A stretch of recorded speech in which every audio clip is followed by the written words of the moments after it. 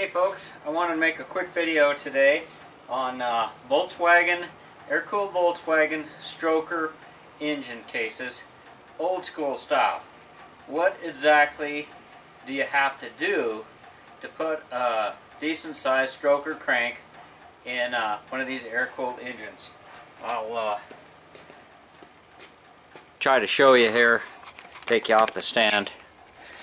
Now this is a motor that I had stashed away. I forgot all about it actually, and I was looking for something else, but this is cut out for 94 cylinders, and what that means is they have to cut out this spigot hole here.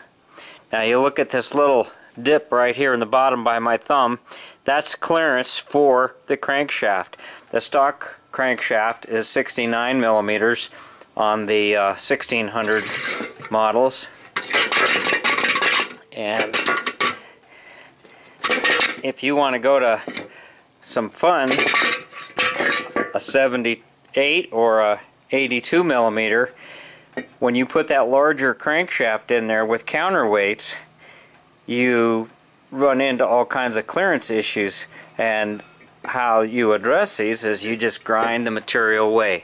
It's very time consuming. This is probably done with a hand grinder. I did not do this particular case, but somebody else gave up on it, and I'm feeling right here. These are some of the areas, some of the things you want to think about and look at when you're considering taking an old used case and keeping it in service. You want to feel right back here. Now you can see the difference. You can see where the journal is, and I can't even hardly feel it. So that's a good thing.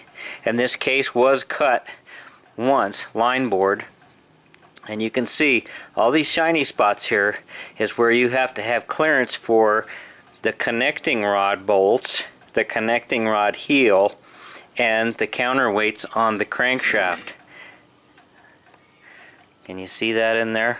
Now on the roof of the case, you even have to clear the roof of the case. You can see up here where it's been ground away.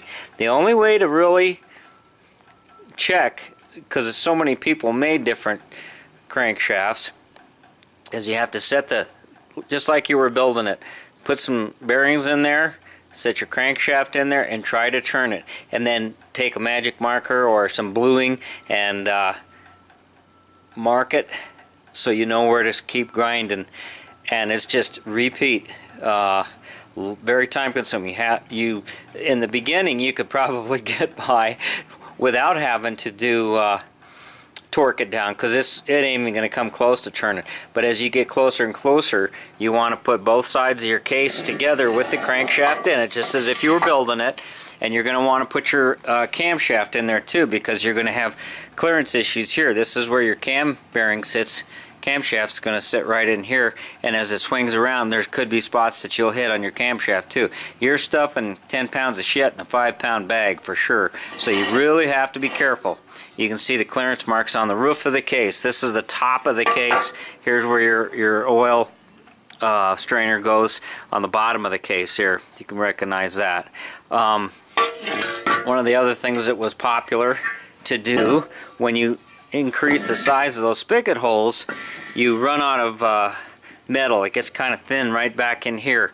Now this is normally recessed in, so what they've done is taken a piece of metal, added it in there. It has to be the same material as the case material, and then they weld it in, and that's just to reinforce it. Or if you do get a small crack, oil doesn't start dribbling out, and that's typically what would happen. They would crack. You can only go through so many heat and cool cycles on an engine case, and let's see, should be able to see right on here what kind of case this was. It looks, I'm looking for like the AS21 or AS41, and I'm not seeing it. These are typical stampings down here. They'll show you what it was cut for. It says 1641, is what they had originally made this case, and then someone decided to stroke it.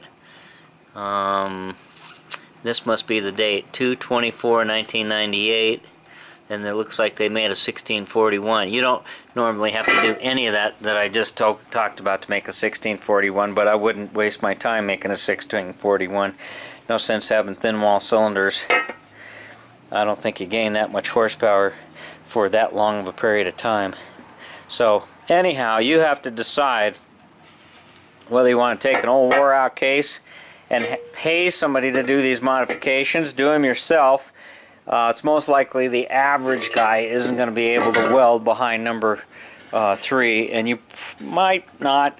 You know, I used to read the Gene Berg books. They said only to do like an inch or so at a time and then let it cool, and they would take over a week to do some of this stuff because they would production do it, and they'd just have a bunch of them, and they're a big shop, so they would be busy with other things. You can look down here, see here where down by the camshaft, how they had to cut this off, grind this away by the bearing area there. So doesn't really make any difference on that, but yep, those are the kinds of things that you have to take into consideration when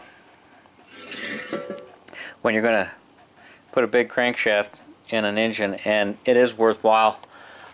I've got several engines that I've done that too, and of course we're running the 2-liter here in the tub buggy. Oops, wanted to make sure I was back all the way. Getting ready to go for a little bike ride here. It's a nice sunny day, and got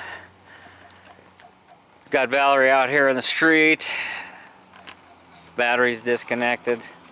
Haven't run that thing since last fall, and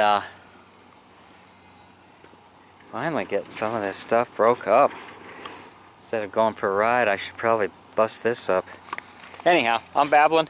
I just thought I'd let you take a look at that old stroker case as long as I had it out, and let some of you younger guys that haven't done it before see what's involved. So, hope you're having a good day. Thanks for watching. Thanks for subbing. TheEZGZ out.